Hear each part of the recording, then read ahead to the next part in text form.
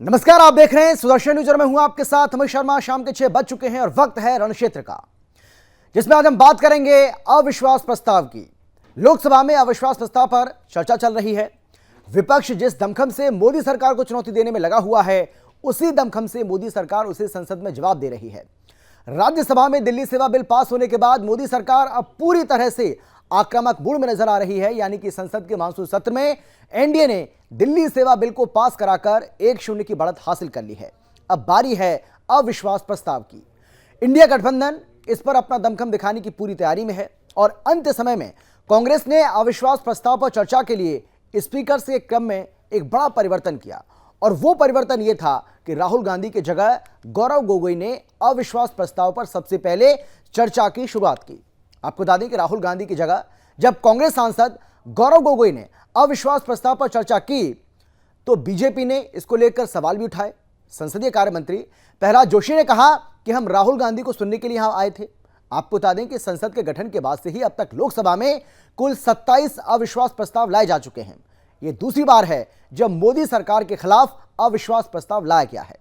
इससे पहले बीजेपी के नेतृत्व वाली एनडीए सरकार को 20 जुलाई 2018 को भी अपने पहले अविश्वास प्रस्ताव का सामना करना पड़ा था।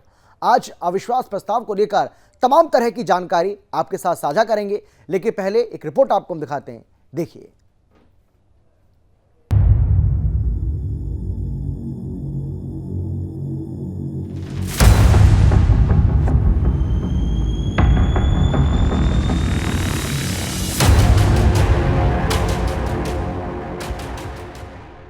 लोकसभा में अविश्वास प्रस्ताव पर चर्चा शुरू हो गई है।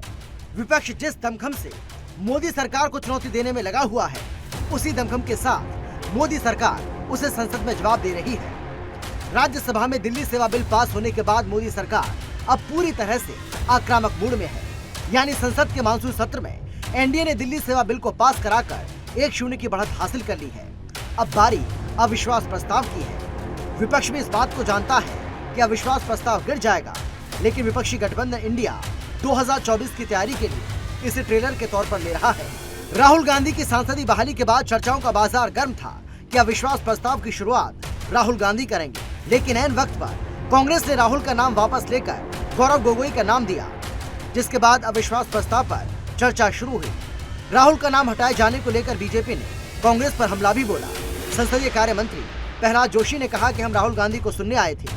अविश्वास प्रस्ताव पर चर्चा के लिए कुल 12 घंटे का समय निर्धारित किया गया था। सांसदों की संख्या के आधार पर सभी राजनीतिक दलों को सदन में बोलने का समय अलॉट कर दिया गया है, जिससे जरूरत पड़ने पर स्पीकर समय को बढ़ा सकते हैं। बीजेपी को अपनी बात रखने के लिए 6 घंटे 41 मिनट का समय दिया गया है। वहीं 51 सांसदों वाली कांग्रेस को 1 घंटा 9 मिनट का समय दिया गया है। डीएमके को 30 मिनट, टीएमसी को 29 मिनट, वाईएसआर कांग्रेस को 29 मिनट, शिवसेना को 23 मिनट, जेडीयू को 21 मिनट, बीजेडी को 16 मिनट, बसपा को 12 मिनट, एलजेएसपी को 8 मिनट का समय अलॉट किया गया है। एआईएडीएमके, अपना दल, AJSU, MNF, SKM, NDPP, NPP, APF और निर्दलियों को मिलाकर 17 मिनट का समय अलॉट किया गया है। इसके अलावा NCP, Sapa, CPM, CPI, IUML, national conference, JDS, JMM, Akali Dal और आप सहित अन्य सभी बचे हुए दलों को कुल मिलाकर 52 मिनट का समय अलॉट किया गया है। 10 अगस्त को खुद प्रधानमंत्री नरेंद्र मोदी चर्चा का जवाब देंगे और उसके बाद विपक्ष वोटिंग की मांग करता है तो प्रस्ताव पर वोटिंग भी कराई जाएगी। बहरहाल ये तो खुद विपक्ष भी जानता है कि प्रस्ताव हर हाल में गिर जाएगा, लेकिन ये देखना बड़ा ही दिलचस्प है कि जब पीएम बोलते हैं तो क्या बोलते हैं। Bureau report, Sudarshan news.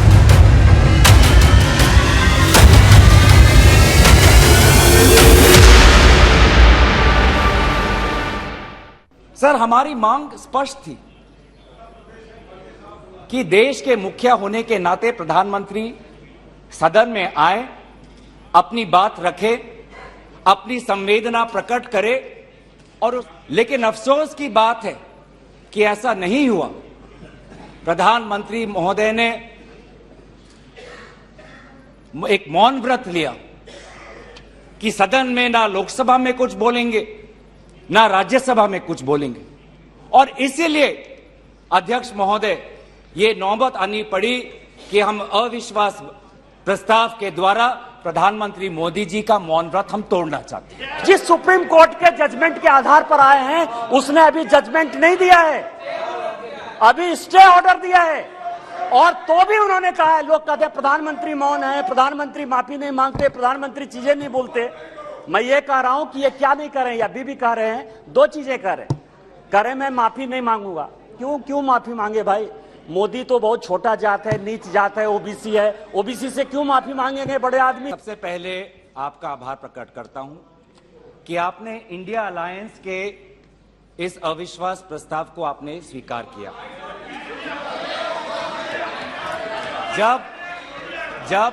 जब आपने पूछा कि इस अविश्वास प्रस्ताव के समर्थन में कौन कौन खड़ा है, तो मैं इस मन से हमारे सारे इंडिया अलायंस दलों के सांसदों को मैं धन्यवाद और आभार प्रकट करता हूं।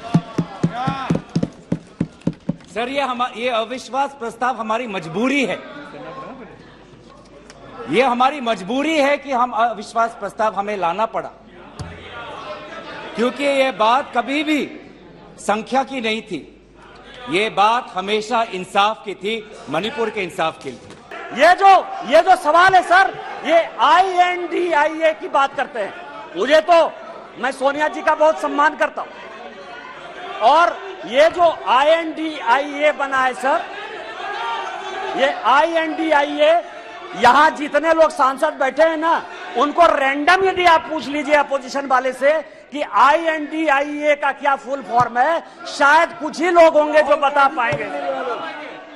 और ये इंडिया बात कर रहे हैं सर। तो अविश्वास प्रस्ताव को लेकर सदन के अंदर चर्चा हो रही है। 3 दिन तक की चर्चा चलने वाली है और 10 तारीख को यानी कि 10 अगस्त को पीएम मोदी चर्चा का जवाब देंगे।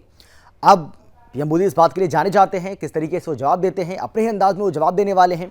देश को इसका इंतजार है, लेकिन उससे पहले देश इस बात का इंतजार कर रहा था कि राहुल गांधी आज कुछ बोलेंगे, लेकिन ऐसा कुछ देखने को नहीं मिला। हालांकि माहौल कांग्रेस पार्टी की ओर से खूब बनाया गया था। जानकारी ये निकलकर बार बार आ रही थी कि दोपहर 12 बजे यानी कि आज ही वो बोलेंगे सदन के अंदर, लेकिन जब बोलने की बारी आई तो कांग्रेस पार्टी ने गौरव गोगोई को आगे कर दिया, जो कि कांग्रेस पार्टी के सांसद हैं। उनकी तरफ से अपनी बात रखी गई, कांग्रेस पार्टी की तरफ से वो बात रखी गई। हालांकि बहुत सारी बातें उन्होंने कहीं, जिसमें उन्होंने पीएम मोदी को जमकर घेरा, सरकार को घेरने की कोशिश की। मणिपुर के मुद्दे पर भी बहुत सारी बातें उन्होंने कही हैं। लेकिन अब जब बीजेपी का नंबर आया और बीजेपी की ओर से निशिकांत दुबे ने चर्चा की शुरुआत की, तो उन्होंने भी अपने ही अंदाज में इस बात का जवाब दिया। और सबसे पहले उन्होंने राहुल गांधी के ऊपर कटाक्ष करते हुए कहा कि हम तो इसलिए यहाँ पर आए थे, हमें तो उम्मीद थी कि राहुल गांधी कुछ बोलेंगे, राहुल गांधी को सुनने के लिए हम सभी यहाँ पर आए हुए थे, लेकिन राहुल गांधी हो सकता है कि आज सुबह जल्दी वो उठ नहीं पाए होंगे और इसी वजह से वो नहीं बोल रहे हैं। उन्होंने गौरव गोगोई को आगे कर दिया। चलिए, लेकिन 2018 20 जुलाई 2018 को भी कुछ इसी तरीके का अविश्वास प्रस्ताव मोदी सरकार के खिलाफ विपक्ष की ओर से लाया गया था। हालांकि वो बात अलग है कि वो भी, क्योंकि इसकी भी संभावना पूरी यही है कि ये प्रस्ताव भी गिर जाएगा, वो प्रस्ताव भी इसी तरीके से औंधेमुंह गिर गया था। लेकिन उस वक्त क्या हुआ था, जरा दिखाते हैं आपको। प्रधानमंत्री के बारे में साफ साफ बोला है और प्रधानमंत्री अपनी आंख मेरे आंख में नहीं डाल सकते हैं। ये सच्चाई है। कभी उधर देख रहे थे, कभी उधर देख रहे थे, मगर सच्चाई है, सच्चाई है। चलिए चलिए। अपनी आंख में मेरी आंख भी नहीं डाल सकते। माननीय अध्यक्ष महोदया, सही, हम कौन होते हैं जो आपकी आंख में आंख डाल सके? कोई गरीब माँ का बेटा, पिछड़ी जाति में पैदा हुआ, गांव से आया हुआ,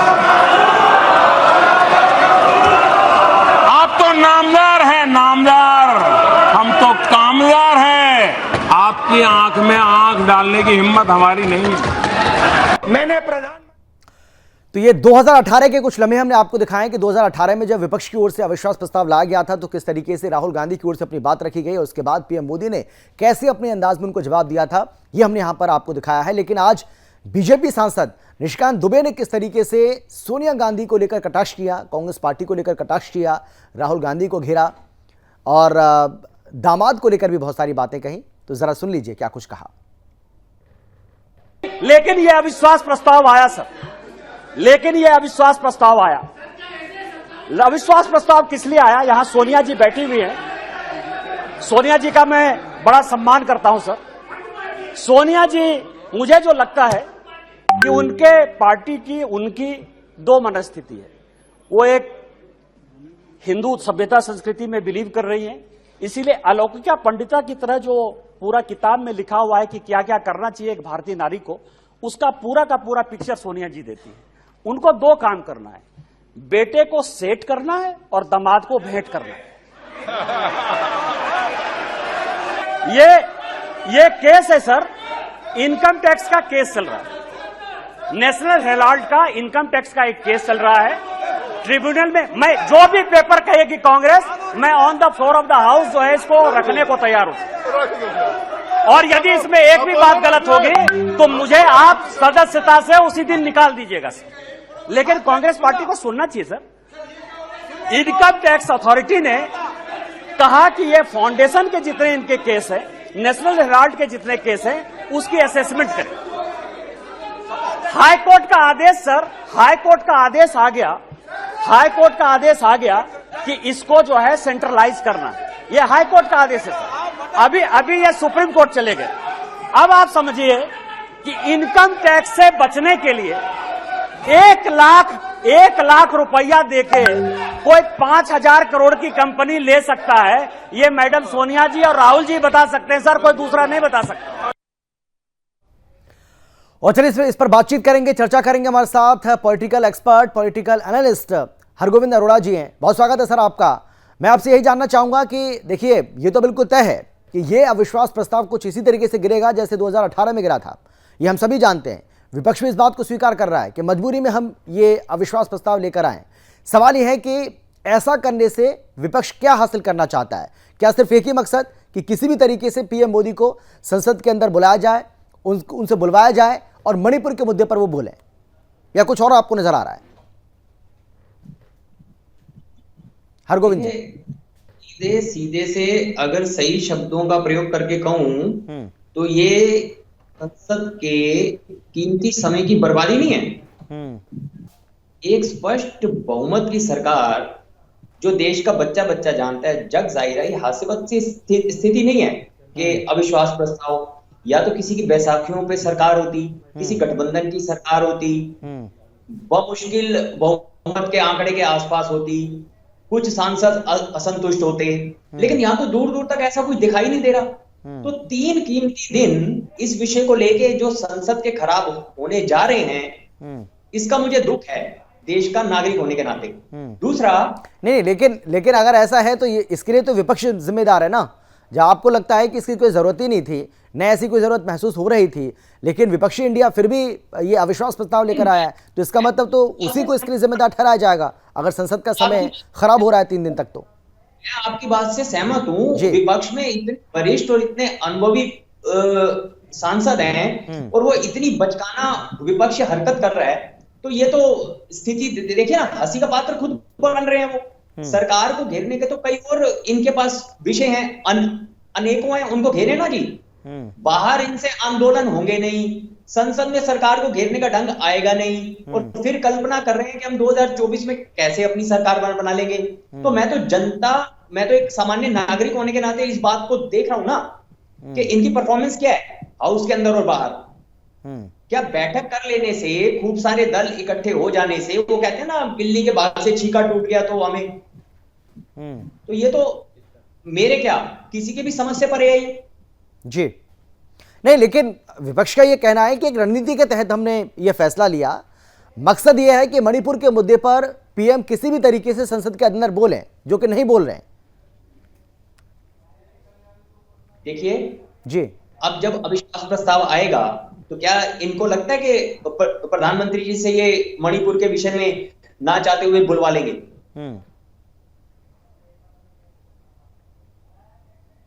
और मणिपुर का जो विषय है, 3 महीने से इतना लंबा वो विषय चल रहा है, उसको संसद में घेरने के, उसको करने के अनेकों ढंग थे। खैर, इसको भी देख लेते हैं, लेकिन ये तो हंसी का पात्र केवल विपक्ष बन रहा है। और इसमें मेरे को तो दूर दूर ये कोई रणनीति तो नजर आ नहीं रही। थोड़ी बहुत राजनीति सामान्य नागरिक देश का जानता है। वो अलग बात है, वो हाउस के अंदर नहीं है, हाउस के बाहर है, लेकिन अपने हाउस में भी बैठकर वो ऐसी नीतियों को समझ सकता है कि इसके पीछे कोई इतनी बड़ी कोई चाणक्य की नीति नहीं है कि मणिपुर पे बुलवा लेंगे, वो कहे क्या होगा। देखिए सब जानते हैं क्या होगा, प्रधानमंत्री जी मणिपुर पे वो बोलेंगे नहीं, ये हंगामा करेंगे, शोर शराबा होगा। जैसा कि मैंने शुरुआत में कहा कि 3 कीमती दिन संसद के और खराब होने जा रहे हैं, बस।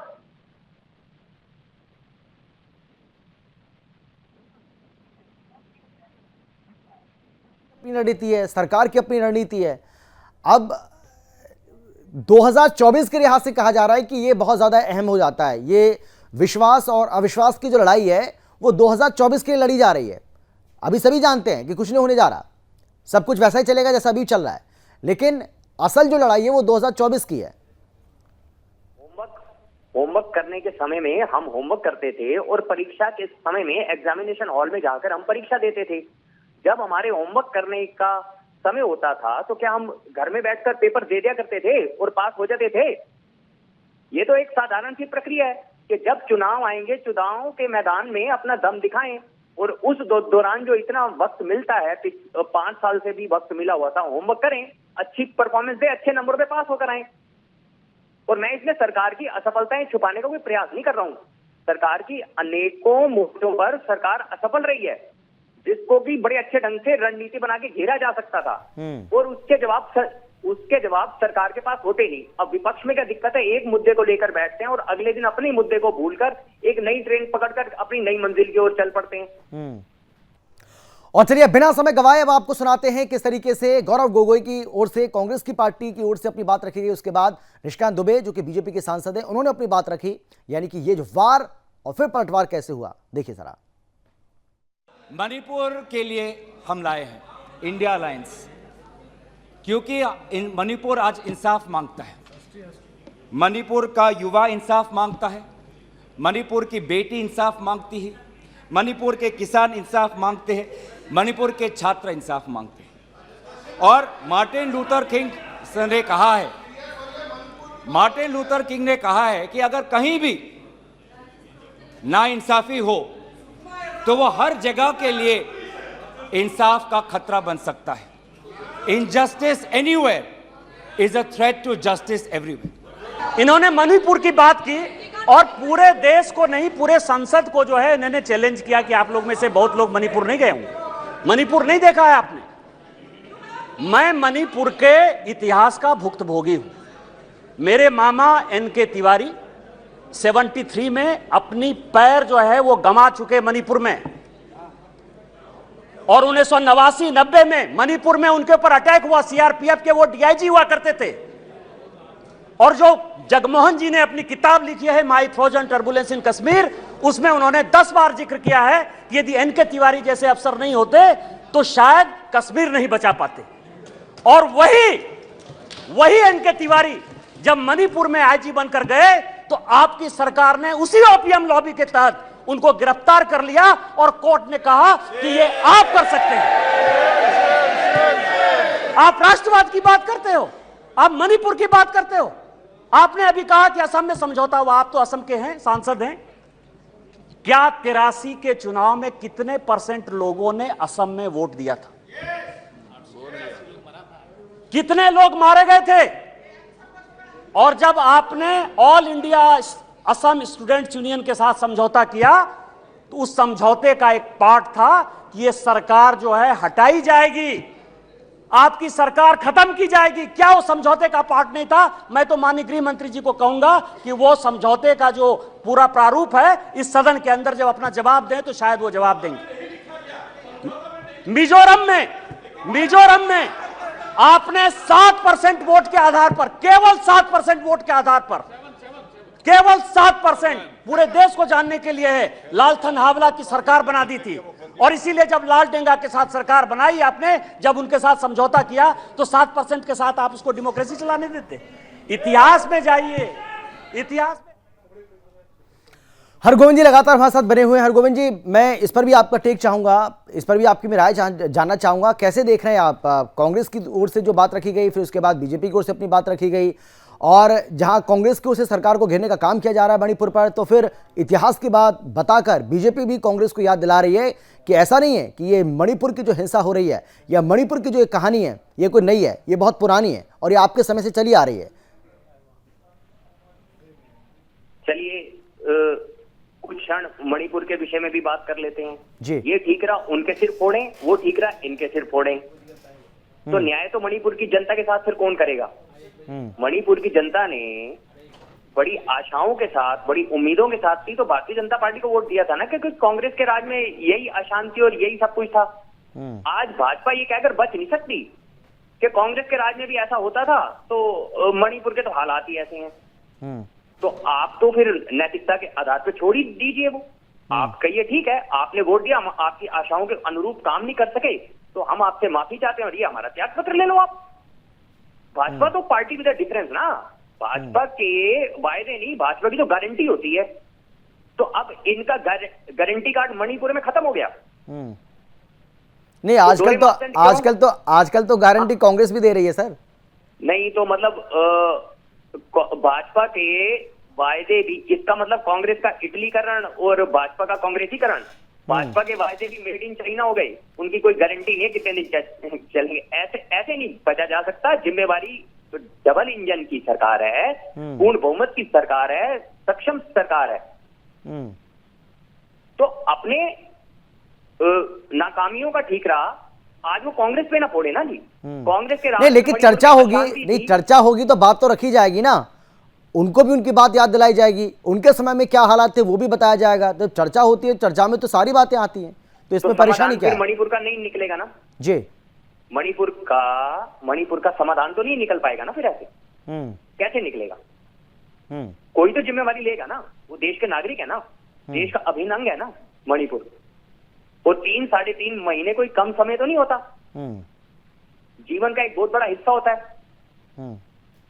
और उस वातावरण में जहां अगले क्षण का पता नहीं कि वो व्यक्ति जीवित रहेगा या वो महिला सुरक्षित रहेगी, तो ये तो एक एक पल उनको, इसको तो मैं तो सभी राजनीतिक दलों से संसद के इसी सत्र में निवेदन करता हूं कि आपसी झगड़ा छोड़कर, आपसी आरोप प्रत्यारोप छोड़कर मणिपुर का समाधान देखें और उसको निकाल सकते हैं जी। अच्छा, एक बात बताइए हरगोविंद जी, आज राहुल गांधी को बोलना था, माहौल भी बनाया गया कांग्रेस पार्टी की ओर से, लेकिन वो नहीं बोले, गौरव गोगोई को उन्होंने आगे कर दिया। आपको ऐसा क्या आपको लग रहा है कि कांग्रेस पार्टी ने राहुल गांधी को बोलना चाहिए था लेकिन उसकी जगह गौरव गोगोई को बोलना पड़ा? आपको ऐसा क्या लग रहा है? क्या कांग्रेस पार्टी की ये कोई रणनीति का हिस्सा था, या जो बीजेपी कह रही है कि उनकी तैयारी नहीं थी इस वजह से वो बोल नहीं पाए? देखिए, अविश्वास प्रस्ताव अपने आप में एक बहुत बड़ी बात होती है, जिस पर कि देश की नहीं पूरे विश्व की निगाहें होती हैं, क्योंकि भारत विश्व का सबसे बड़ा लोकतंत्र है ना जी। तो विपक्ष के पास वक्ता नहीं है, परिपक्वता नहीं है, लक्ष्य नहीं है। आपको याद होगा कि जब अटल जी और सुषमा जी विपक्ष के आसन पर बैठकर जब संसद में बोला करते थे तो सड़कों पर सन्नाटा होता था सीधे प्रसारण के लिए, जैसे इंडिया पाकिस्तान का मैच होता है। ये वक्ता थे। ये असर जाकर सीधा सरकार पर पड़े ना पड़े, जनता पे इसका जरूर असर पड़ता है। और परिपक्वता तो आपने देख ली, वो तो है ही नहीं पूरे विपक्ष में, और लक्ष्य से भटके हुए हैं। तो जब तीनों चीजें ही नहीं है, अस्त्र शस्त्र नहीं है, तो युद्ध कैसे जीता जाएगा? आपको सुनाते हैं संसद के अंदर समाजवादी पार्टी की ओर से समाजवादी पार्टी की सांसद डिंपल यादव ने क्या कुछ कहा और एनसीपी सांसद सुप्रिया सुले ने क्या कुछ कहा। जरा सुनिए आप, कैसे सरकार को घेरने का काम किया, देखिए। विश्वास प्रस्ताव में आपने मुझे बोलने का मौका दिया, जो संयुक्त विपक्ष द्वारा लाया गया है। अध्यक्ष महोदय, मैं आपको बहुत धन्यवाद देती हूं। सत्ता पक्ष के लोग कह रहे थे, मिनिस्टर कह रहे थे कि हमको राजस्थान में चर्चा करनी चाहिए, जो महिलाओं के साथ जघन्य अपराध हो रहे हैं। गुजरात की चर्चा करनी चाहिए, छत्तीसगढ़ की चर्चा करनी चाहिए, तो मध्य प्रदेश की भी चर्चा होनी चाहिए, उत्तर प्रदेश की भी जरूर चर्चा होनी चाहिए, क्योंकि आंकड़े बताते हैं एनसीआरबी के कि हर 3 घंटे में एक महिला का शारीरिक उत्पीड़न उत्तर प्रदेश में होता है। हर 3 घंटे में एक महिला का शारीरिक उत्पीड़न उत्तर प्रदेश में हो रहा है और उत्तर प्रदेश की सरकार और केंद्र की सरकार और ये डबल इंजन की सरकार इस बात का संज्ञान नहीं ले रही है। सर, मणिपुर की जो घटना हुई है सर, यह कोई मामूली घटना नहीं है। ये बहुत ही संवेदनशील घटना है और सर सरकार का रवैया बहुत ही संवेदनहीन रहा है इस मामले को लेकर। सर, यह सरकार अहंकार में डूबी हुई सरकार है, द्रव्य, मद और दम में डूबी हुई सरकार है sir. It was a complete violation of human rights, destruction of human rights and using women as instrument for perpetrating violence is simply unacceptable. I will be coming to the main point, which is Manipur, but there are few short points I'd like to make before. Whenever I think of this government, the first thought that comes to my mind, the word that comes to my mind is hubris. It is, I'd like to quote the Mahatma Gandhi, it is unwise to be Hargovind ji लगातार हमारे साथ बने हुए हैं। हरगोविंद जी, डिंपल यादव को भी आपने सुना, आपने सुप्रिया सुले को भी सुना है, किस तरीके से तमाम जो विपक्षी नेता हैं उन्होंने सदन के अंदर सरकार को घेरने का काम किया, चाहे वो मणिपुर का मसला हो, चाहे वो महिला सुरक्षा का मसला हो, चाहे वो महंगाई का मुद्दा हो, तमाम मुद्दों को उठाने की कोशिश कर रहा है विपक्ष। लेकिन क्या सवाल यही है कि सरकार को जो घेरने का काम किया जा रहा है उसका कोई खासा असर देखने को मिलेगा क्या? देखिए, अब इसी में ही आप देख लीजिए ना, अब सरकार को घेरने का क्या, अब मणिपुर के पैरेलल अगर आप इसको देखिए जी, कोई साधारण नागरिक मतदाता मत किस लिए देता है कि जो सरकार को वो चुन रहा है वो उसके जान माल और उसके सम्मान की तो रक्षा करेगी। अब महिलाओं के साथ अत्याचार आपके चैनल पर ही हम अनेकों बारी चर्चा कर चुके हैं। ये केवल चर्चा का विषय बना रहेगा, इसका समाधान भी निकलेगा कोई? राजस्थान में इतने रेप हो रहे हैं तो उत्तर प्रदेश में कम हो रहे हैं। कांग्रेस कहेगी जी उत्तर प्रदेश में अधिक हो रहे हैं। अरे रेप होना तो बंद नहीं हुए, नारी का सम्मान तो आप ना बचा सके। वही हाल मणिपुर, क्यों इनको घेरने का मेवात नहीं बनता था जिसपे कि सरकार और खुफिया एजेंसियों का पूर्ण रूप से फेलियर रहा। लेकिन वहां फिर इनके मतदाता हो जाएंगे नाराज। अगर वही बहुसंख्यक लोगों ने अल्पसंख्यक पर अत्याचार किया तो अब तो संसद का विषय मेवात होता ना। तो यहाँ तो कुछ दिशाहीन विपक्ष और सरकार तो ये चाह रही है।